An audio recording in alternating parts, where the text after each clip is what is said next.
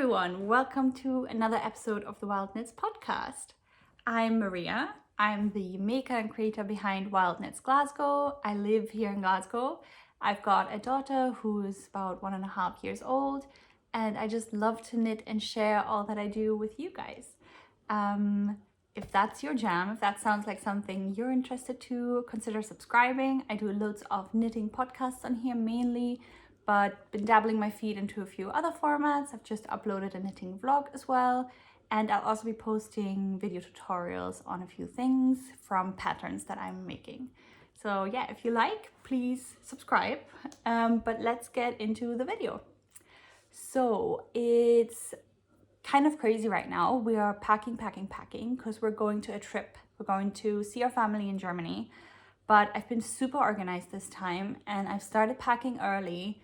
And I think that's definitely the key because it feels so much less stressful than it normally does. Even so much so that I thought I do have time to film a podcast right now. I was dying to film one because I have a few really nice, cool bits to show you.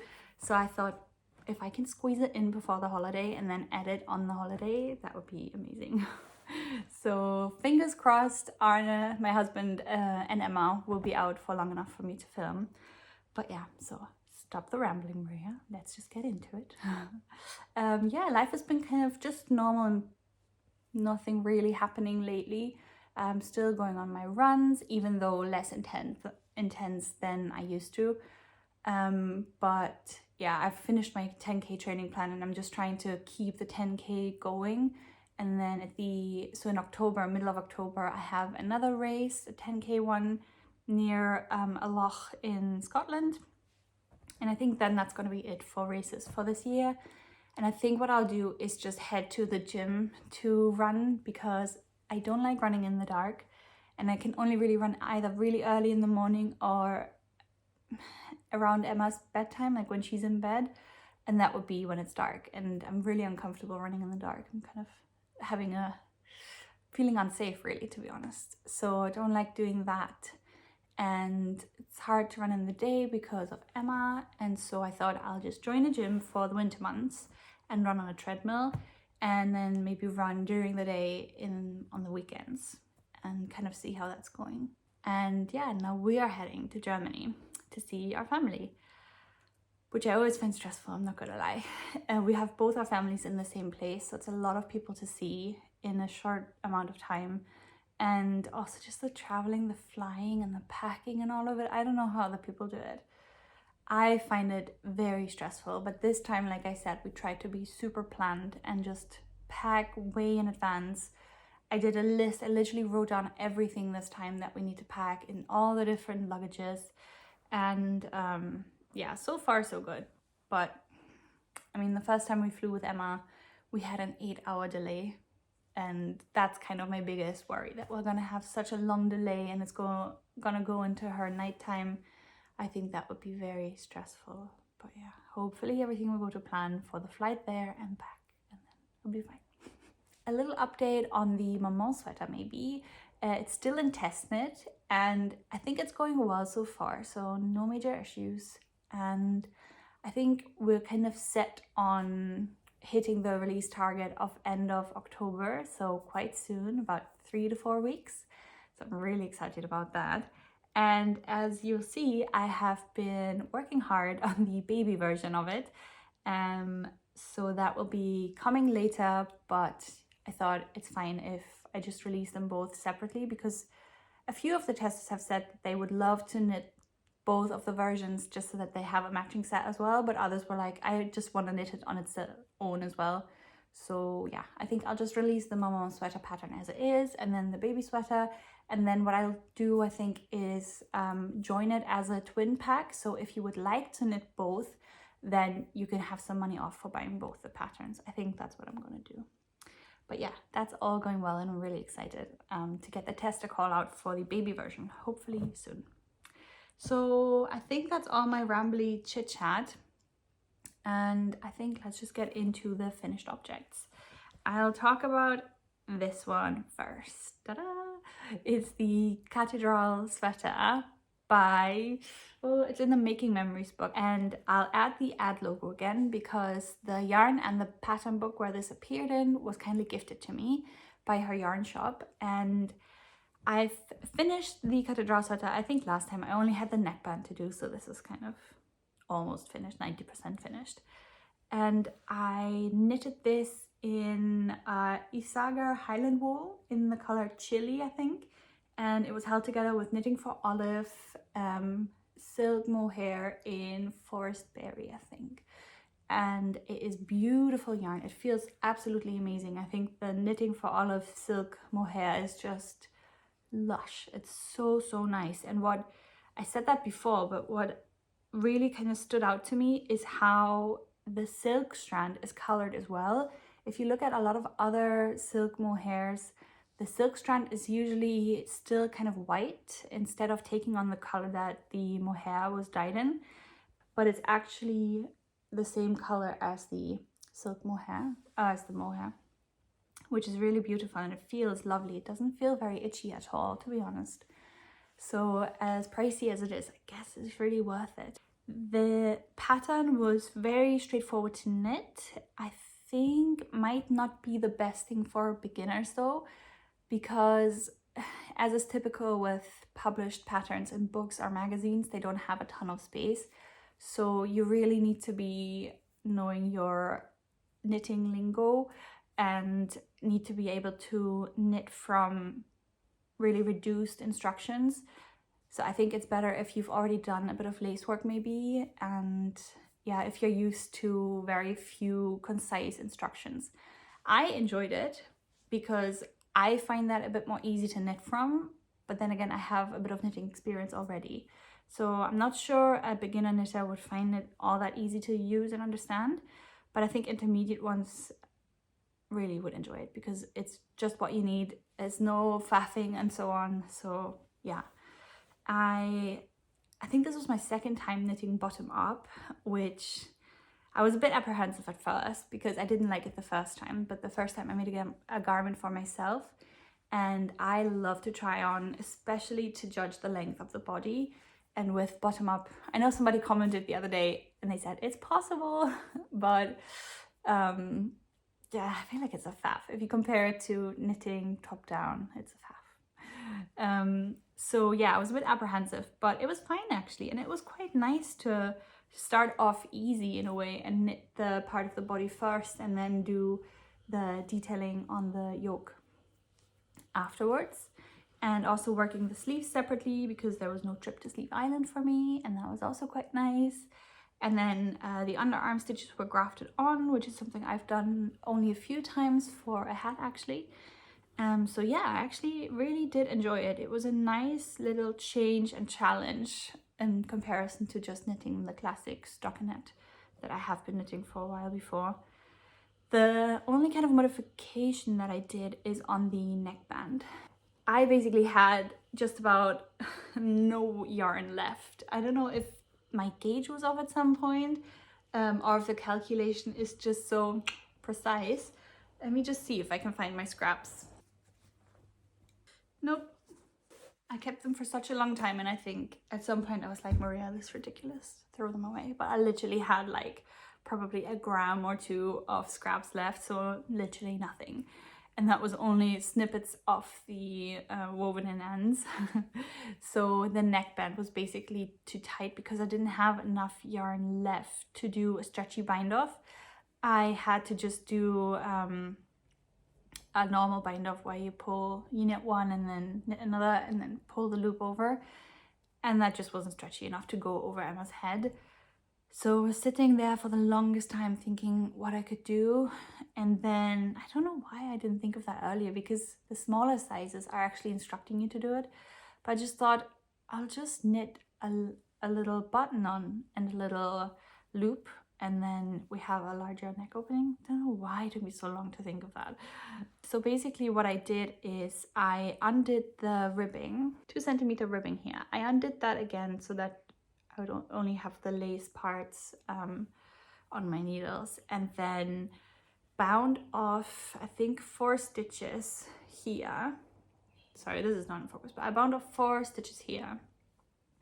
and then basically knitted the ribbed neckband part flat. And so at the end of that, I just used a crochet hook to make a little chain, just a tiny crochet chain, and then secured it back onto the garment. And then this little button I had in my collection from Arna's grandma actually, which is quite nice, I think. There we are. I think it's very cute. And sewed that on, and now I just have a larger neck opening. And then it closes and looks really pretty. Yeah. So that was a very easy, quick fix, to be honest. And I think it looks actually really pretty with the little button. The only thing I didn't properly count, and so the button's a bit off center, but I don't really mind. So yeah, it's a lovely pattern to knit. I'm actually knitting another design from that book now because I really think it is beautiful, honestly timeless children's knits in that book, and there'll be a lot more things that I'll be knitting for Emma.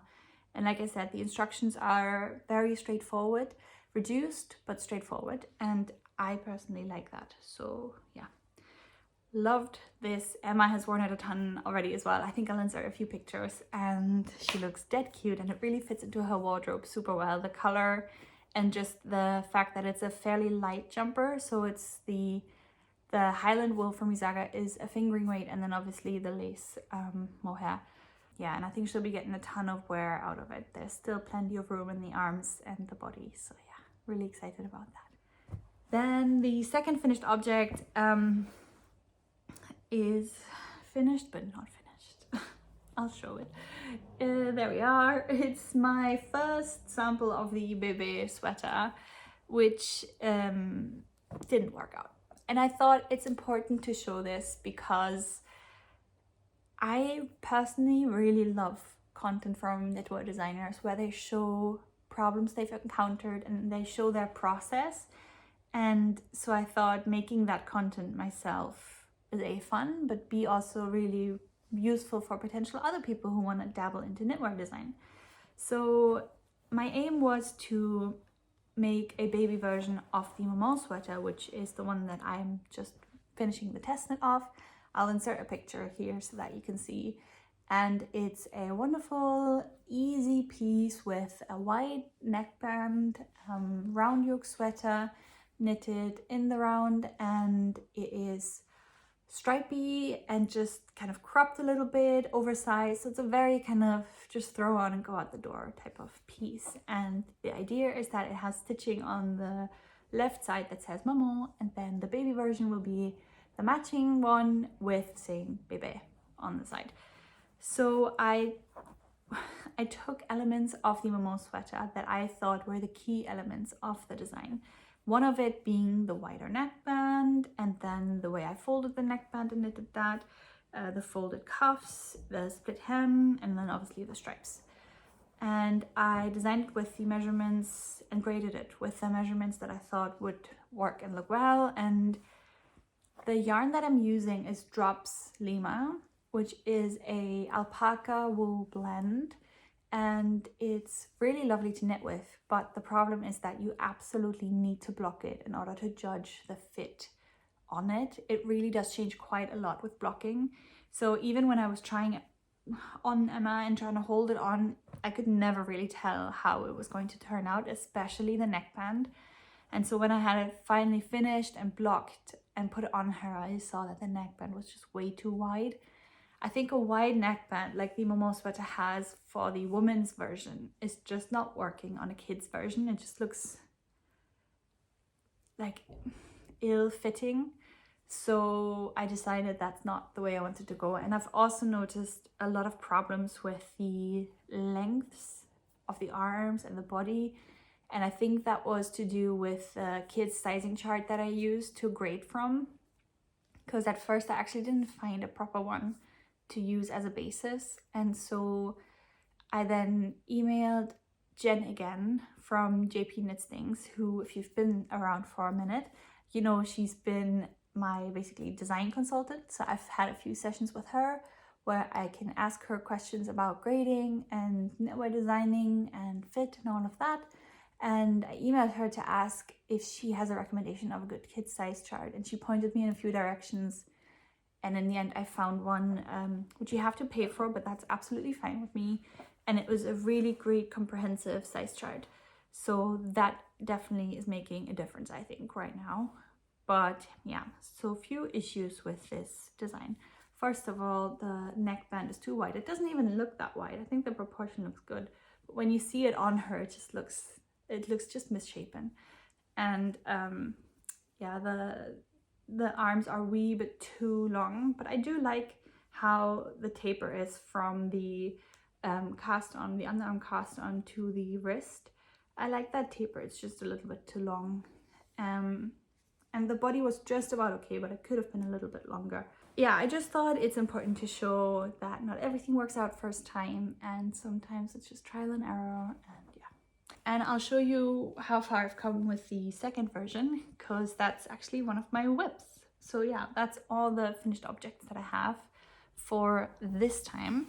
So let's get into the whips. First up, I'll just start with the second baby version that I've been knitting. I have actually just finished the body. I've done the 5 centimeter white stripe and the 3 centimeter blue stripe, and the body is looking quite long, but I'll see what it looks like with the arm on. Yeah, I'm just past the body, and what I've decided to do is to make the neckband smaller, but to add a button band so that everybody's able to fit this over the head of the kid who they're knitting for. And it took me a week to decide how I'm going to do it.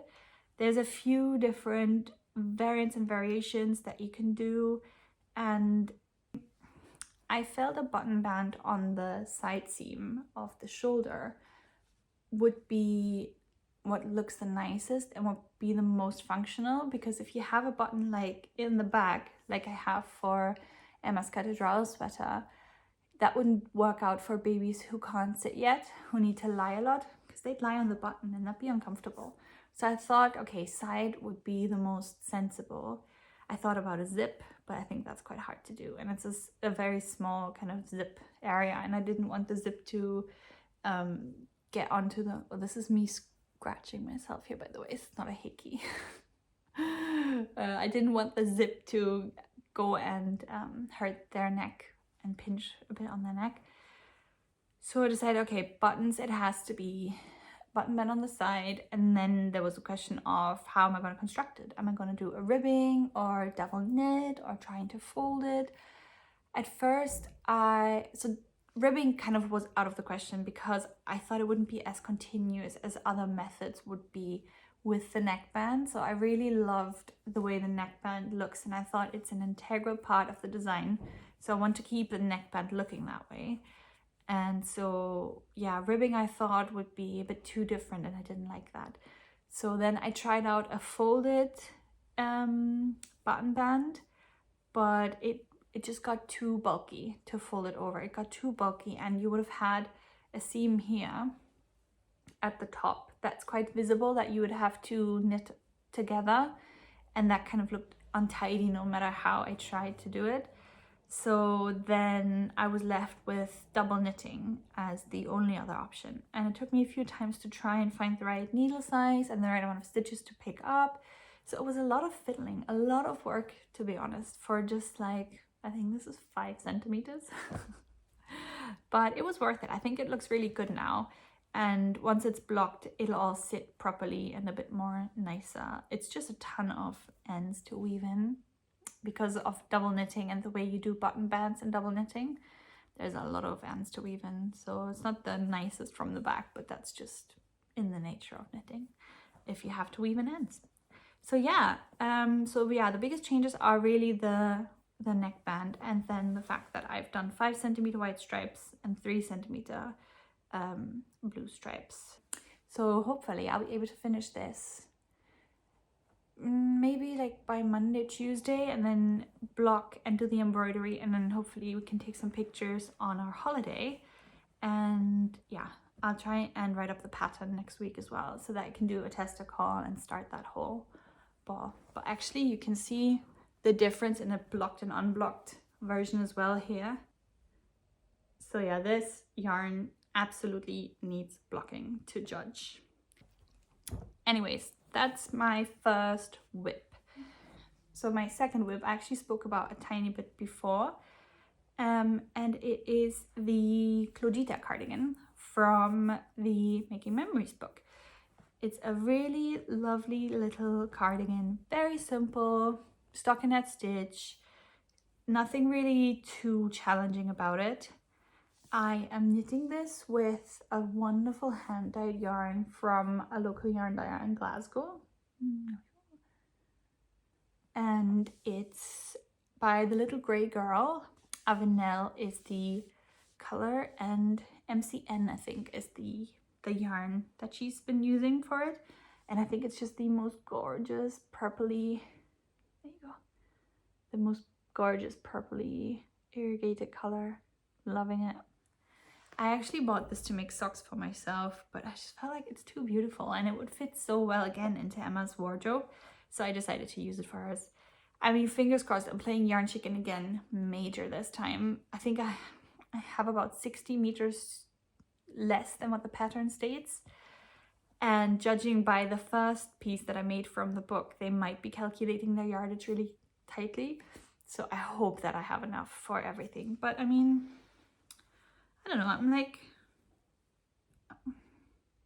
maybe around 2/3 done with the body, and I still have plenty left, so fingers crossed. I don't know, but then you have to pick up stitches for the button band as well, so yeah, fingers crossed. The nice thing about this cardigan is that once it's done and blocked and has all the buttons on and stuff, there is a little embroidery that you do around the collar here. So it's a few flowers that just wrap around that collar, and it looks so beautiful and pretty.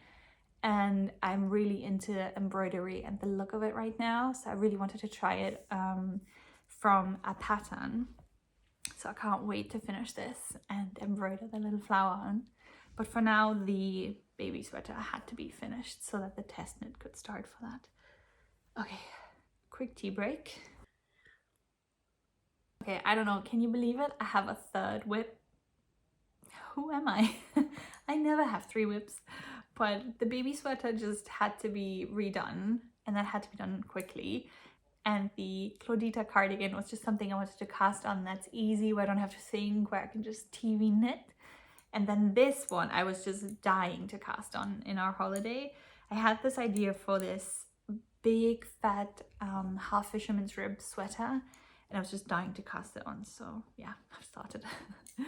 So yeah, it's not much to show, but it's a half fisherman's rib drop shoulder sweater, which will have a very long button band at the front, around waist level is kind of what I'm thinking right now, with big fat oversized buttons.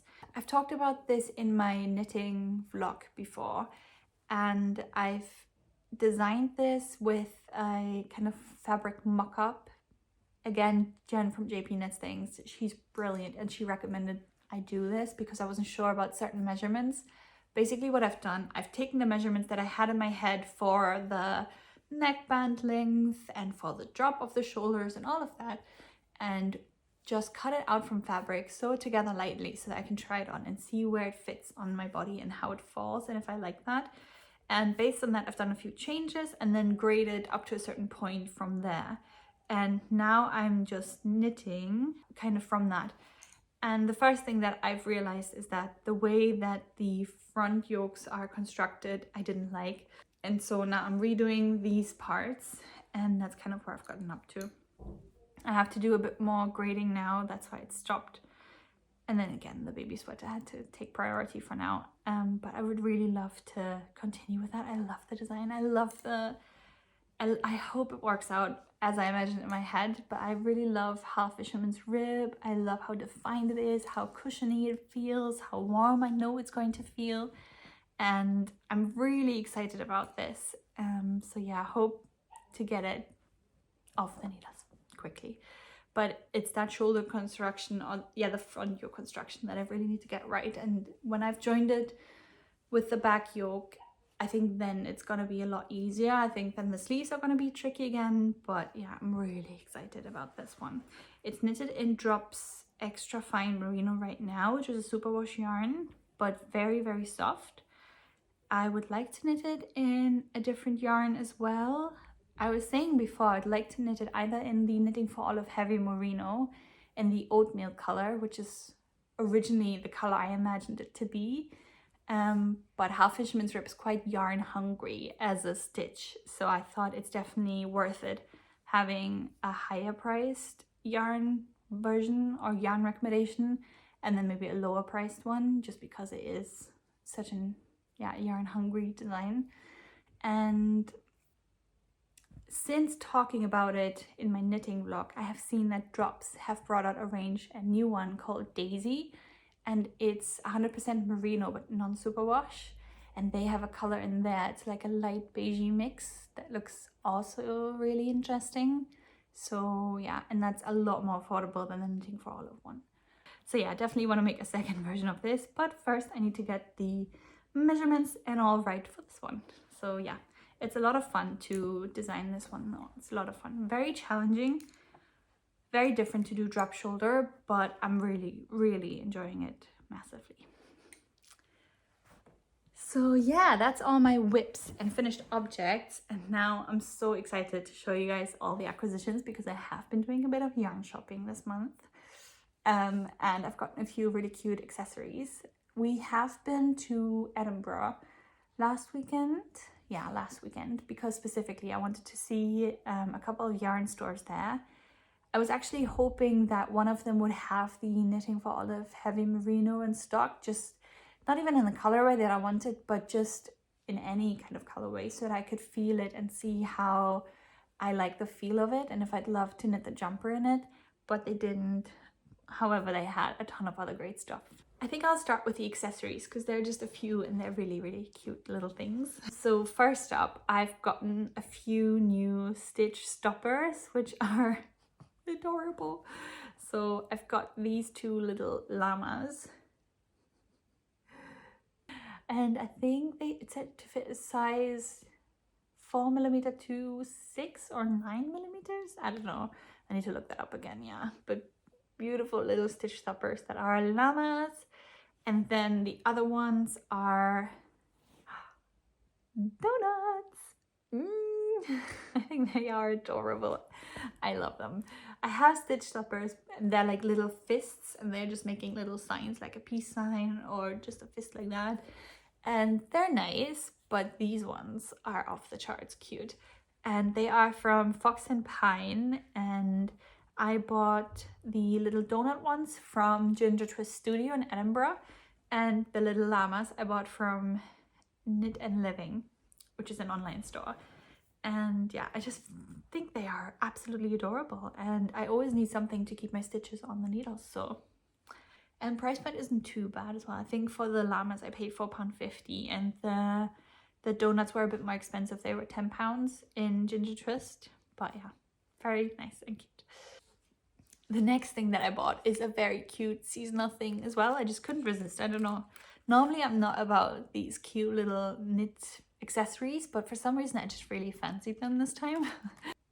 It's these little stitch markers, again from Knit and Living, and they're little Halloween stitch markers. I think they're adorable.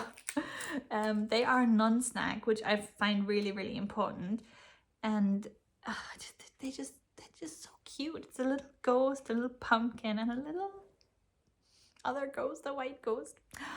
Adorable. I just can't get enough of these right now. Yeah, they were, I don't know, does it say 9 or 5? I think they were £5. I don't think they were £9.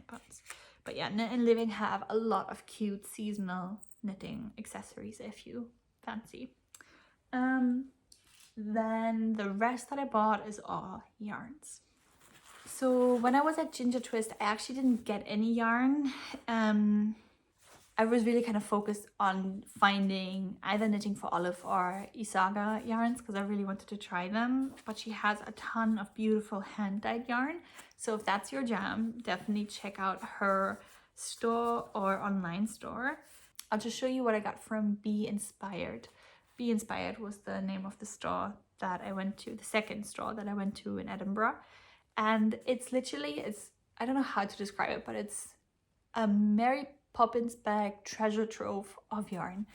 It's a bit chaotic. I'm not gonna lie, it's not the most organized of displays, but it's like a treasure trove. Like you just go in and hunt for whatever treasures you're going to find. Honestly, I really loved it. And the lady who runs it, May, was also so nice, and we had a good little knitting and yarn chat, which I so enjoyed. And I decided to get a few skeins from Isager and then also some Filcolana. So I did get some Isager Alpaca 2, which is alpaca and wool, and it's in the colorway E3S, and it's feeling really lovely. It's got that wonderful alpaca softness to it. It's I think it's probably a fingering weight yarn, and I decided to hold it double for the pattern that I'm making. He really fancies getting the hipster hat, which luckily I have that pattern already. So I'll make him the hipster hat by holding this double. So I had to get 3 skeins of it. I'll probably have some left over, but I don't think it's the worst because I actually really fancy this color, so I might make one for myself. And the other thing that I saw, and I have no plan for it, I just found it so interesting. This is the Echo Baby in the colorway E7S. And what I found so interesting about it is the way that it's kind of almost like chained together, twisted together. I don't know how you would call it. So I think that's really interesting. And I just want to see what it looks like when that's knitted up into something. I think I might make a little hat for Emma. There is 150 meters in this. So I don't know if I just need to get a second one or if that will be plenty for a wee little hat for her. I don't know. But I just wanted to try this out. I just wanted to see what it looks like knitted up. We've got 68% baby alpaca in this and then 32% cotton. So lovely soft mix. And yeah, just really intrigued by this, and that's why I picked it up. And then the last one that I picked up is a bit of Arvetta from Filcolana in this beautiful color, which is 245. And it's like it looks more, well no, it is kind of plum colored, dark red. I don't know if any of you follow Laura Penrose from Penrose Knits. She has just brought out a pattern I think that we've all been kind of dying to get. It's the Sweet Shop blanket, and it's this lovely blanket that you can make however big you want, and it's knitted in garter stitch triangles, but as you're knitting you're joining it together, so there's no knitting every little piece and then having to sew it together, which is what I find really attractive about the whole blanket. And so I've been looking through my stash and kind of thinking what colors I want to use, and I have a lot of Drops, what's it called? I think it's just Drops Alpaca. Yeah, it's just Drops Alpaca. I don't know why this just jumped out of my head. And that's a fingering weight yarn, and she recommends either using DK weight or fingering held double in her pattern. So yeah, I have a lot of this kind of beigey mix of the alpaca from Drops. And I think these darker colors, I also have a nice mustardy color, maybe some greens. I think that would go really well together with the dark beigey mix from Drops. So yeah, that's all I got at Be Inspired. So if you are in Edinburgh or planning to go and you've got some time, definitely check out these two. And I'm so excited to talk about this. I ordered some alpaca boucle, which I am again major intrigued by. I just like, how are they making this? Isn't that just the most beautiful and funny and weird way to spin yarn? I'm just so intrigued by this. I've seen Petit Knit do the teddy pillow with this kind of yarn, and I'm just so fascinated by the way it looks, and it just looks like a teddy bear. It just looks like a lovely soft cloudy cushion whenever somebody makes it. And the other day I was thinking about Emma's Halloween costume because we're gonna go to a little Halloween party local to us, and last year I made her a little pumpkin outfit I'll insert a picture. She looked adorable. So I made her a little pumpkin outfit last year. So I was really keen to make something again this year. And I know that she really loves little bunnies right now. So I thought if I knitted her a jumper in this, it'd be a little bit like a bunny's fur. And then my plan is to basically do a very simple, like round yoke sweater, and maybe just like a make one left increase. And then on the body of it, for now I'm thinking picking up stitches and knitting like bunny ears that kind of taper from thinner, then making a few increases to elongate them, and then go up to make them a bit slimmer, and then maybe like a Kitchener stitch or so to close them up. Don't know, not entirely sure yet. And then obviously for the inner part of the ear, I've got this pink alpaca silk, brushed alpaca silk. So it's also a bit of a thicker yarn. So it's got that kind of brushed spun quality to it. And yeah, that's kind of for the inner part of the ear, which I'll knit a part of which, so kind of like an intrasia style. That's the idea. Yeah, so I hope these ears will kind of work, and then I'll probably have to kind of secure them onto the body at some point so that they kind of stay up a little bit. And then I'll just use a dark gray or black for some eyes, and then maybe the pink for the nose, and then black again for a little mouth. That's the idea. So then she has a little bunny jumper, and then I'll make a little tail and just attach that onto her trousers somehow, and or the jumper actually. And I'll maybe get some ears if she'll let me put them on her. Don't think she will, but maybe. But yeah, that's the plan for this lovely, lovely yarn, and I can't wait. Yeah, but that's all that I've been getting. Yeah, I hope you enjoyed this episode of the podcast. I really enjoyed filming it. I am so excited for all the things that I have planned on knitting, especially this little bunny jumper and the half fisherman's rib one. And I hope that the second Bébé version will work out.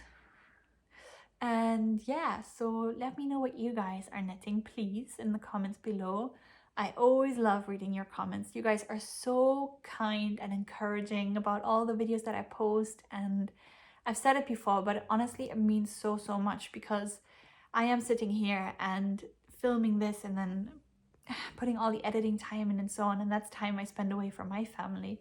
And even though I love doing it, it honestly feels so good to know it's received well and that you guys enjoy it, and that I keep you company for when you're knitting. So yeah, let me know what's on your needles right now. What are your autumn knitting plans? Let me know in the comments below. If you like the video, give it a like, click the button, always helps out with the old algorithm. And also, if you want to see more of these types of videos, check out the previous podcast videos, which will probably be linked up somewhere here. Or check out the knitting vlog that I did. I really enjoyed making that one and filming it. Really loved filming these little bits of my week and sharing what I do in a week. So if you're really into that, check out the video and let me know, because I would love to film another one of those. And yeah, other than that, I'll see you again in a few weeks. Bye!